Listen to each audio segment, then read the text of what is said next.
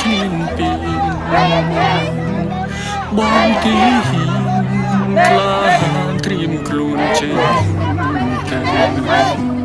ប្តីប្រាប់ថាកុំបារម្ភណាដល់យប់ចាំបងត្រូវចេញទៅច្បាស់អូនភ្ញាក់ឡើងបាត្រឹ